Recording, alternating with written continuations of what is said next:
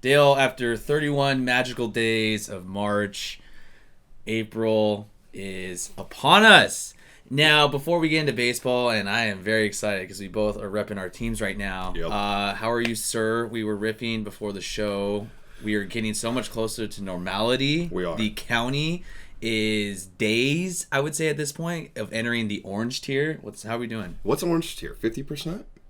Now, okay, I don't know in terms of restaurant I don't know. or of standards, but I know for Petco Park, it's going to go from 20% capacity to 33% capacity. Okay. And at that point, that's the only thing I really care about at this juncture, just because I think when we can get to the point where me and you can go and get up and just mingle with another group. We've never been able to do that. And not selfishly think, oh my God, like, am I getting in trouble? Did I forget my mask? Hold on. How crazy is that? We have, as friends, we have never been able to go frolic with random people. It's interesting, and it's kind of weird, but I guess that's just the world that we've lived in. Again, I keep basing this off of Padres standards. Like, the last time they had a game was over 500 days ago. Yeah. I mean, 500 days. I mean, for us, why does it feel like a normal life feels like eternity? I don't know. It has been. It literally has been. I don't know how else to put it. You're absolutely right. It's felt like absolute eternity. And, I keep thinking that, like, COVID's not going to get weirder and weirder, but then Houston makes the Final Four. And Baylor. And Baylor. And UCLA. Yeah, like, what? And, well, Gonzaga, no surprise. Yeah, no surprise. Gonzaga's officially entered the conversation where, like, Gonzaga does Gonzaga things. Like, they were Duke of 10 years ago right now. In my opinion. Okay, so with Houston, I'm happy for Kelvin Sampson. Yep. He had that, like, bogus recruiting scandal where he was texting, and I understand he broke the rules, but, I've always been for second chances. You look at guys like Mike Tyson, who had some very, very questionable decisions off the boxing ring or out of it, and now he's beloved. Rest in peace to Kobe Bryant. He made some bad decisions as well. Yeah. And now he's beloved, right? And I think the same with Calvin Sampson. Good for them. I think they have the size, and they have, I would say, the best shot of maybe even winning this or upsetting Gonzaga, because we'll get into Baylor in just a second. Gonzaga really fast. Oh my God. I'm done betting on USC. I'm done betting on LA teams. They let me down. What did we see from Gonzaga? I mean, I told you from the beginning, you can't overthink Gonzaga in the USC matchup. They're just a better team. Drew Timme, Corey Kispert, and Jalen Suggs are just elite. All three of them are going to be high-level NBA prospects. They're like a boa constrictor. They just pressure you, and then they break you. And that's what they just did to USC. They broke USC early. I told you last night, and a lot of people were like, oh, like USC wasn't a bad bet. No, it was. That one was the easiest game of the tournament, in my opinion, to bet on. See, I wasn't sold on it. I just figured I know you how they showed up against were. Oklahoma. I really appreciated what Andy Enfield did in terms of just rallying his team. I understand that there was significantly better talent on Gonzaga, but man, I mean, USC show up at least. And you know what's crazy? If you look at it statistically, Gonzaga had one of the worst offensive halves in the entire tournament of their last however many games. That's just how good they are. They can make up for that stuff. Drew Timme looks like a fucking coach. Like, he looks like the guy that, like, rolls out in your Saturday league and you're talking shit about him, and then he puts up like 35 on you. Yeah. I mean, he had 13 points within 8 minutes of the game. And for all you bettors that had the props of him going over 15.5, good for you, or 18.5, however many.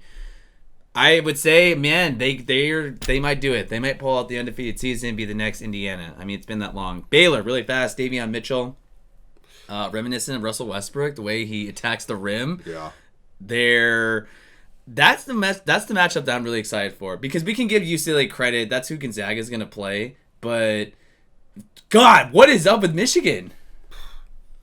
Michigan is about as worthless as a university that you could ever be.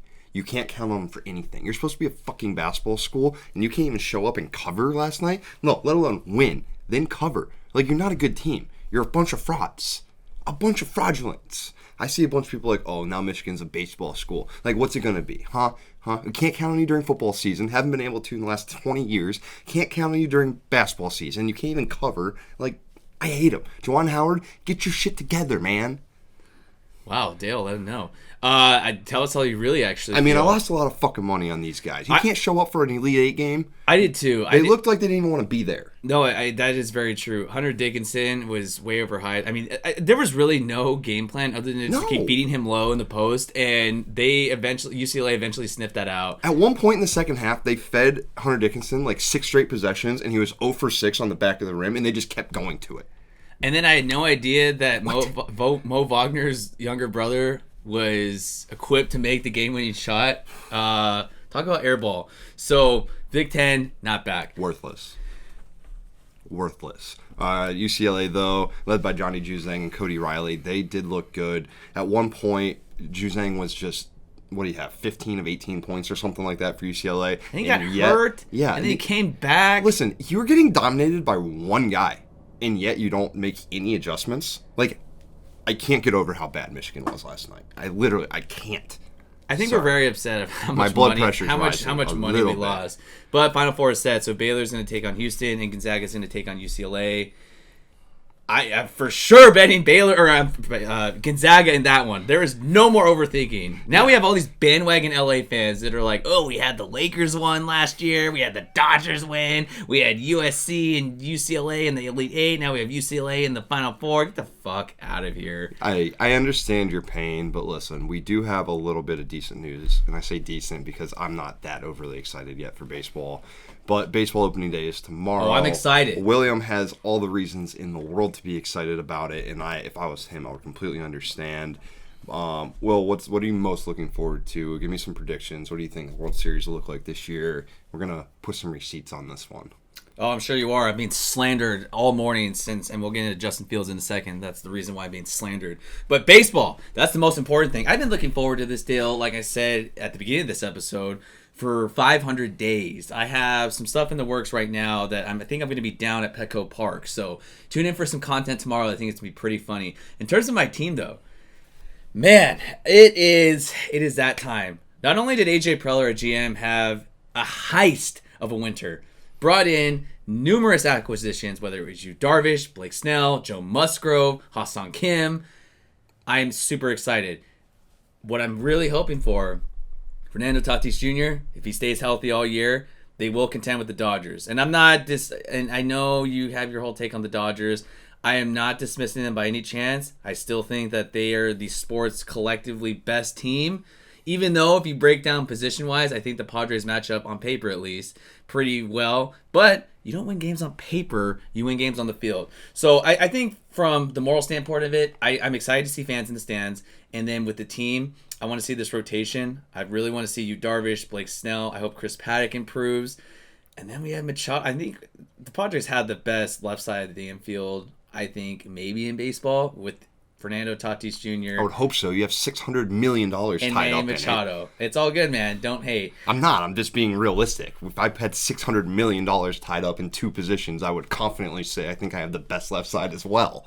But no, the Padres are going to be good this year. Are they going to be great? I don't know. It's to be determined. I haven't seen really a great Padres team in my lifetime. I don't think you have either. But the Padres, great teams. You have a World Series? You have a ring? Hey, where's your shortstop at? That's exactly. Great. Exactly. I'm saying the same thing. I haven't seen great Indians teams. I don't have a fucking ring either. But Dodgers-Padres, I think, is going to be the series of the year. I think everyone can agree with that. Both teams have great rotations, great lineups from top to bottom. Going to the AL, listen, I think that there's one team that's clearly above the field in the AL, and that's sadly the New York Yankees. Best rotation, best lineup, power arms all over the bullpen. They might have 3 batters that hit 40 home runs. They might. They actually might. They have 3 players, whether it's Judge or Stanton. Yeah. Even though he's never healthy. I mean, Luke Volk even is a fucking power machine for them.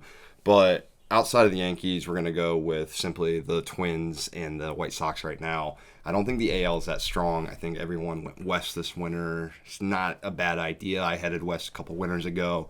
But I don't know, dude. The Yankees and the AL, I'm not excited at all. The Indians have the most shit roster I've seen put together. I can't even get words out about how upset I am with the Dolans right now.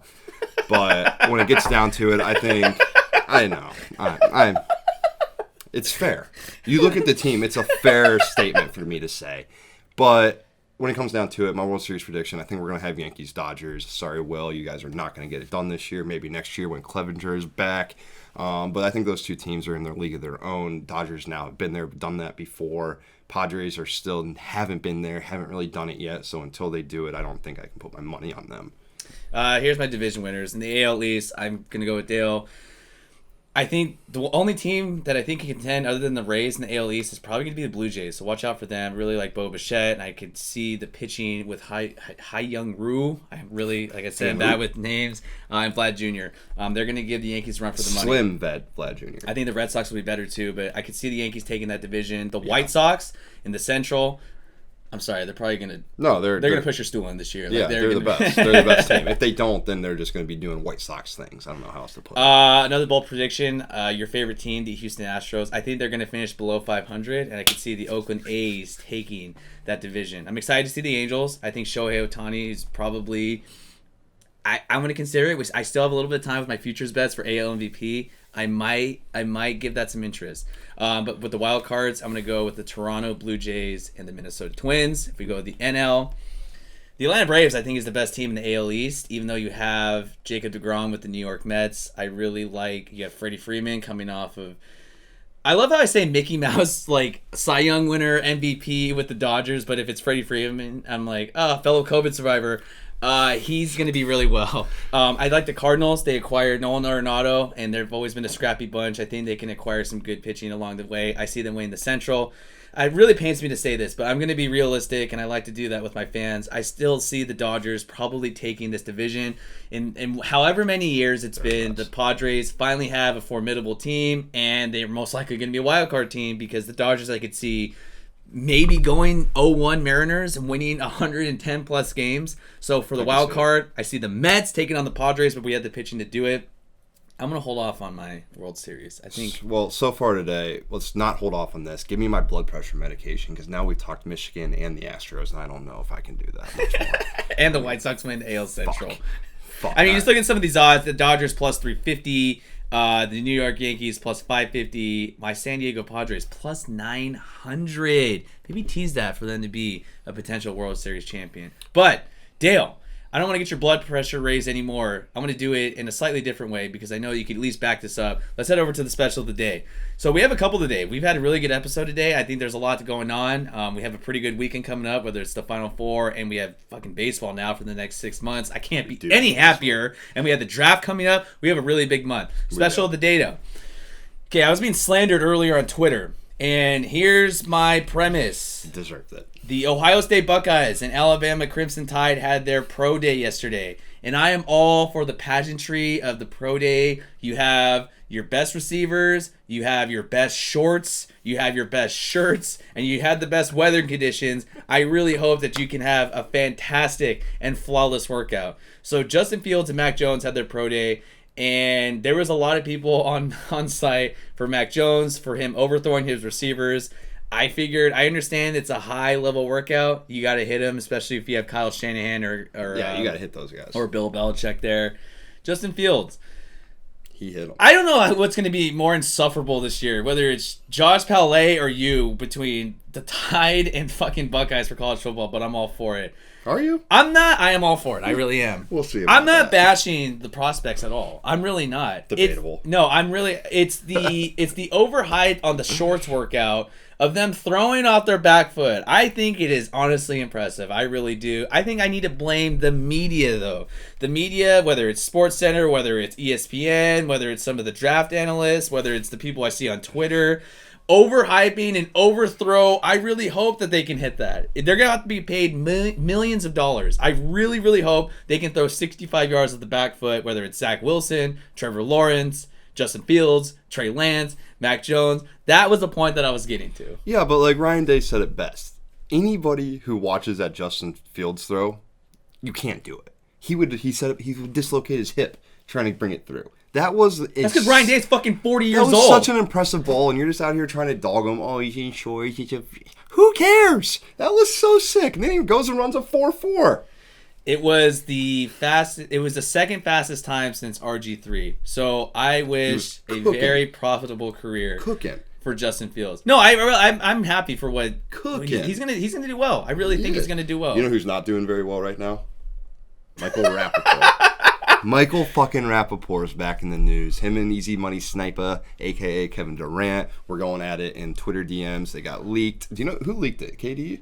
It was Michael Rapaport. Ooh, see, why does Rapaport just want all the shade in the world thrown at him? So, okay, let's give some context really fast. So there was a defamation case that was dropped between Barstool Sports and Michael Rapaport. Michael Rapaport was hired in 2017 to basically do rants, like he always does. To be an asshole. By David Portnoy. Yeah, Dave hired him to be a little dickhead, and he did his job, I'd say.